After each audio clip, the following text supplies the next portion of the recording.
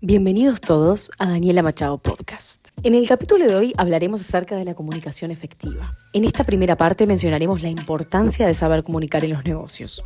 Partiremos como cada episodio con el concepto de la palabra. Comunicar, en su sentido más amplio, significa difundir o intercambiar algo de lo que se tiene conocimiento entre dos o más sujetos diferentes, estando íntimamente asociado al hecho de compartir información, ideas, sentimientos a través de los diferentes medios posibles para una comunicación efectiva. En pocas palabras, la comunicación es lo que sostiene la relación entre tu negocio o emprendimiento y los consumidores. A partir de este momento, enumeraremos algunos pasos a tener en cuenta para lograr una comunicación efectiva. Partiendo del primero, que a mí me parece el más fundamental de todos, y aunque parezca obvio, muchas veces no se lleva a la práctica, y es escuchar antes de hablar. Esto es algo que para los que hablamos mucho, como es mi caso, es todo un desafío.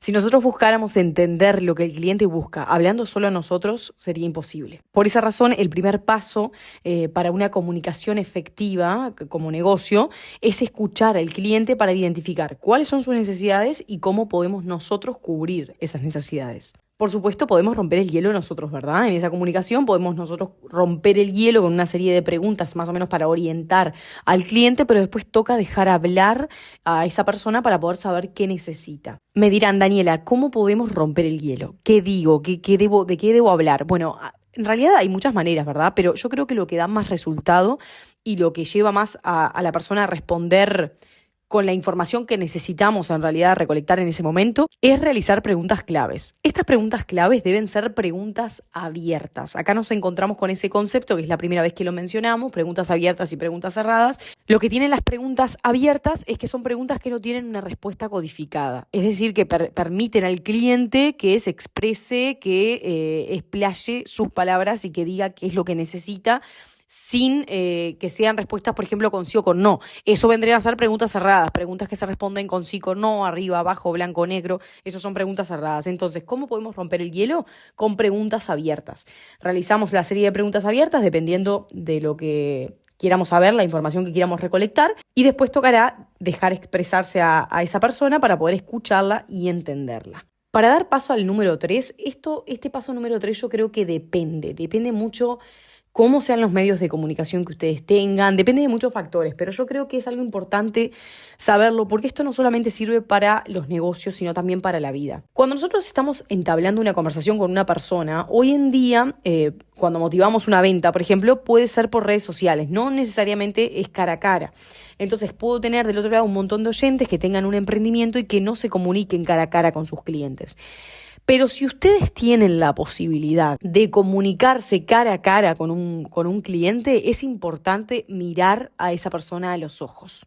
Esto, como les digo, no solamente en los negocios, también en la vida. Cuando nosotros conocemos a una persona, cuando nosotros hablamos con una persona, mirarla a los ojos es muy importante porque el contacto visual es una manera eficaz de transmitir confianza a la otra persona y demostrar que se está escuchando de manera atenta lo que nos está diciendo.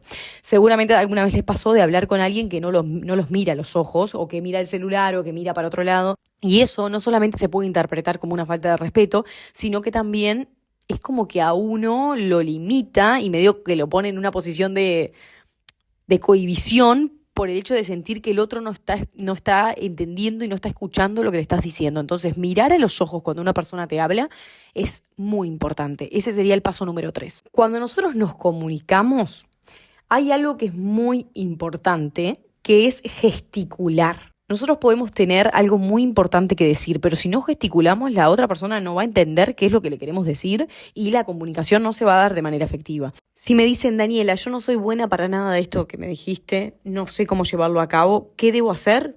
Lo siguiente es practicar. La práctica hace al maestro. Si no tienen con quién hablar para poder practicar, se miran al espejo y empiezan a gesticular, a mirarse a ustedes mismos a los ojos cuando están hablando, si lo hacen frente a un espejo, a escuchar, preguntar y escuchar, a hacer las preguntas clave, lo pueden practicar también, definir cuáles serían las preguntas claves para su emprendimiento. La práctica es fundamental porque la práctica nos da confianza en lo que hacemos y esa confianza siempre es captada por la otra persona, por el receptor del mensaje que queremos dar dar, así que la práctica es fundamental para marcar y perfeccionar todos estos puntos que hemos dado anteriormente.